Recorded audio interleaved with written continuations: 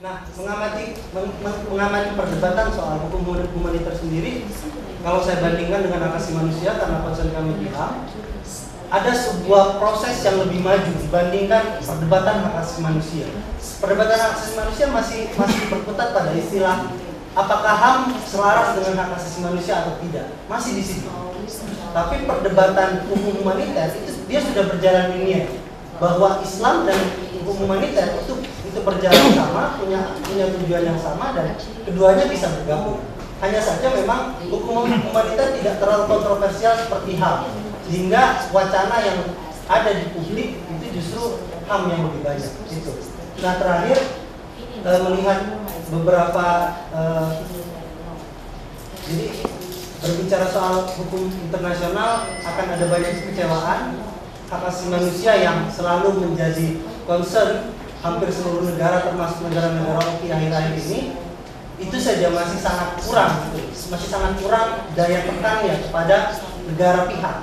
Artinya cuma ada sanksi moral, sanksi dipermalukan, shaming, naming dan sebagainya kepada komunitas internasional. Nah, bagaimana kemudian ke depan, saya pikir justru sangat menarik ketika ICRC menggunakan standar humanitarian law, entah itu di komunitas muslim atau komunitas internasional UN, sebagai satu basis penekanan. Artinya dalam setiap sidang Dewan Umum PBB ada proses siapa yang kemudian melanggar hukum humanitarian internasional, siapa yang tidak. Oke, kita akui ada ICC, International Criminal Court, tapi itu kan terlalu tinggi, terlalu banyak permasalahan-permasalahan kecil yang dilupakan oleh ICC. Sementara untuk membawa pelaku kejahatan internasional ke pengadilan internasional itu juga sangat tidak mungkin.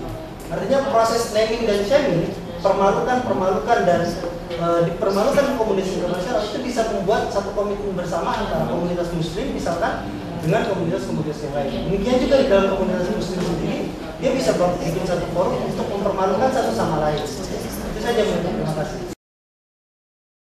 Nama Satoy dari Ikatan Dai Indonesia. Kita berterima kasih kepada ICRC yang sudah menerbitkan buku yang bagus, Islam dan hukum humaniter internasional. Kita sendiri sebagai Muslim sudah tahu bahwa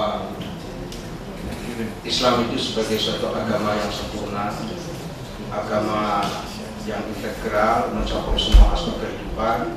Dia adalah agama damai, agama kemanusiaan yang sesuai dengan manusia, untuk menjaga kehormatan manusia. Dan Islam itu bukan Islam lokal, bukan Islam Saudi, bukan Islam mana-mana, tapi Islam yang sesuai dengan hukum-hukum, yaitu Al-Quran dan As-Sunnah. Kita bagi yang aktif di kemanusiaan, aktivitas kemanusiaan, ya saya di PKPU, saya di BSM, dan di sini juga ada PKPU-nya. Itu masalah-masalah atau hukum-hukum yang begini sebenarnya sudah tidak asing, karena ini sudah kita kuasai, sehingga mau aktif di dalam aktivitas kemanusiaan itu karena dorongan-dorongan seperti ini. Namun sebenarnya yang paling penting hal ini untuk, tadi saya setuju dengan apa yang disampaikan oleh Pak Ismail Yusanto, bahwa bagaimana sistem seperti ini diketahui oleh orang yang punya nafsu untuk menguasai orang lain, untuk menjahati orang lain, memerangi orang lain. Ini harus dikuasai oleh mereka, diketahui bahwa di sini ada suatu sistem yang sangat indah yang untuk menciptakan perdamaian dunia. Jadi selain untuk aktivis juga penting, namun lebih penting lagi kepada orang-orang yang memiliki tadi nafsu untuk ya mendominasi negara lain dan seterusnya. Kemudian yang kedua, saya mengusulkan ini diterbitkan di dalam bahasa Inggris dan mungkin justru disebarkan di kalangan orang-orang yang kurang mengenal tentang hukum-hukum Islam. Kemudian yang ketiga, secara singkat, saya memang kaitannya dengan fiqhul insaniyah itu ya perlu dicermati. Mengapa di Timur Tengah nggak ada fiqhul insani? Fiqhul zakat ada, fiqhul ibadah ada, fiqhul aulawiyah ada, fiqhul muazanat ada, tetapi fiqhul insaniyah nggak ada, karena al-insaniyah tersendiri itu maknanya masih campur aduk sehingga tidak ada fikihnya. Di sana agamanya kebanyakan al-Islam wa hukukul insan biasanya.